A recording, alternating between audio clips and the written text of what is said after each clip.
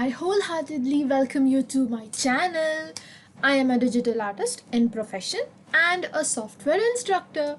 I have created a set of instructions on Adobe Photoshop, basically for beginners. Here I am giving you a brief knowledge on the software.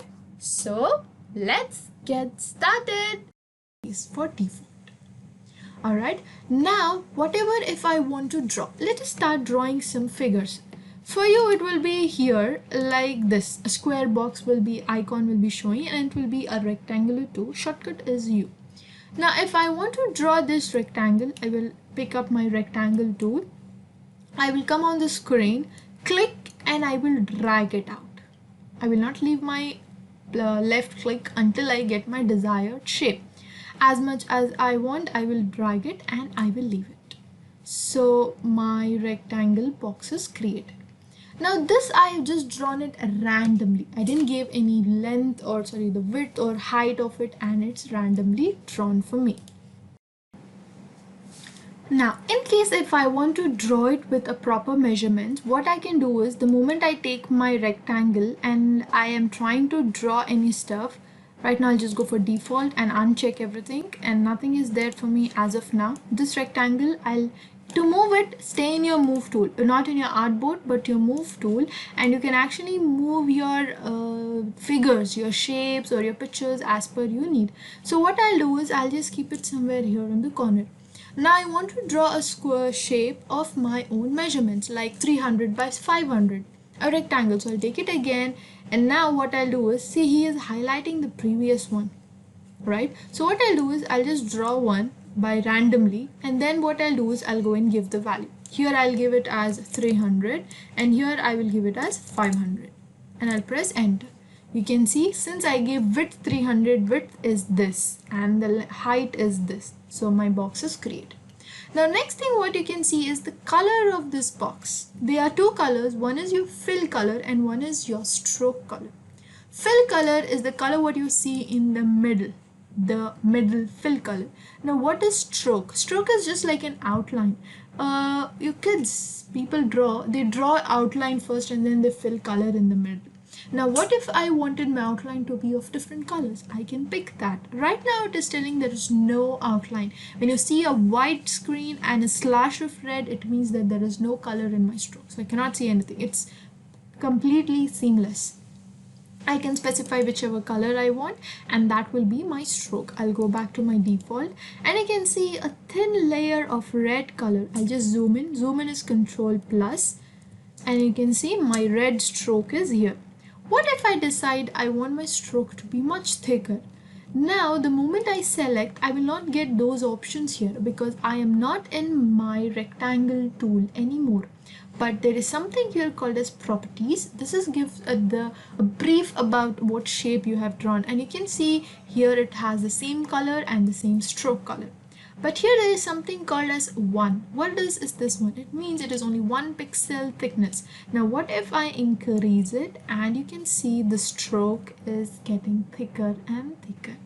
I'll go in detail of stroke in other class. Just remember, stroke does not go out of the shape. If you are increasing it, it actually comes and fills within this space. See? Within the space. He's not going to cross the actual shape of it. He's not going to go beyond 300 and 500. He's going to be within 300 and he will increase or decrease also within that area. I'll go for zoom out. For zoom out is Control minus. And like now if I want to pan this or move my entire canvas, hold your space bar, you will get this hand like shape, then hit your left key and you can move. Okay, now you can draw as many shapes you want. Again, go right click and I'll take rectangle itself. Right now I want to draw a perfect square. I don't want to give any numbers or something. I'm just trying to draw a perfect square. I can give my numbers and do it, but still there is an option, click and drag. Before leaving your mouse, hold your shift. See, if I'm trying to draw a rectangle also, now if I hold shift, it is going back to a square. It means that my shift is allowing him to go in a 1:1 ratio only. That is, the length and width are going to be same. You can see here the length and width is same. Now how come it got the previous value? He takes the colors of the previous thing, even the values of your stroke also. That is how you draw a rectangle. Now you can see the rectangle is coming on the pink surface and this smaller rectangle is going down. But I want this rectangle to come above the square. So how can I do it? Here you can see in my layers tab, you can see this layers. In case if you're not able to see your layers, go to your windows and click on the layers. When you click onto the layers and enable it, you will have this window here. You can see my main rectangle. I'll switch it off to just make you sure that is the rectangle what I'm selecting. I'll click and hold with my left key and bringing up till I see that double blue line and I will leave it. You can see he came up here and he came up here too. So your Photoshop basically works with layers and they are actually arranged one above the other for different effects and styles. Next thing is, if I want to draw a circle, right now I'll take my ellipse tool and if I draw, I can draw any kind of ellipse structure. But what if I wanted to draw a perfect square? Just like your shift key, for shift key which we have used for square, click your shift, click and drag, hold your shift and you will have your shape. Don't leave your shift before leaving the key. First leave your left click and then leave the shift, or else it will be something like this, disturbed out. Now you can see these both came in the same. How is that possible? How did I make these two shapes in one? Though I created them differently, though I created them with different space in between, but still they came in same. But this is different and this rectangle is different, the square is different, this pink rectangle is also different. How is that possible? I'm able to create all of them in the same. Right now, we'll just clear everything what is there on the screen. So how do you clear it? Either you can delete it or you can just hide it. How do you hide it? Off them and they will be hidden. But for me, I will prefer it to directly delete it. So I'll just, how do you delete it? Select your layer and hit delete. He will ask you, do you want to delete? Say yes. Again, select it and delete it. See, there is option, don't show me again. See, it's easy to just click and delete it. But better keep it because might be you will have a second thought. So should I keep it or not? Sometimes by mistakenly you might delete your required or important layer also. So don't go for this, just keep it yes. There is one more way to do it. Click your layer, click and hold with your left click and come and leave it onto your delete.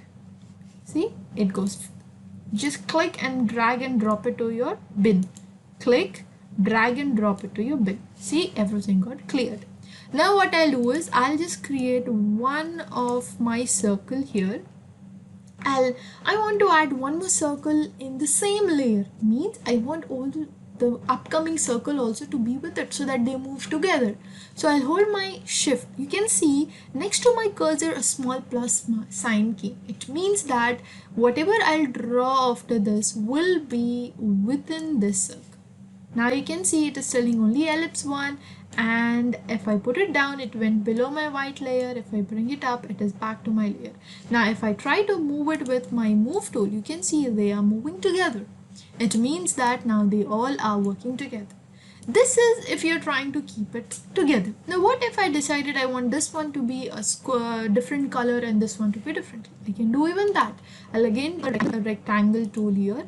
First of all, I'll draw one rectangle that is of my pink color, and then what I'll do is I'll click and hold my shift and draw another rectangle. So this rectangle is highlighted now. I'll just go and change its color.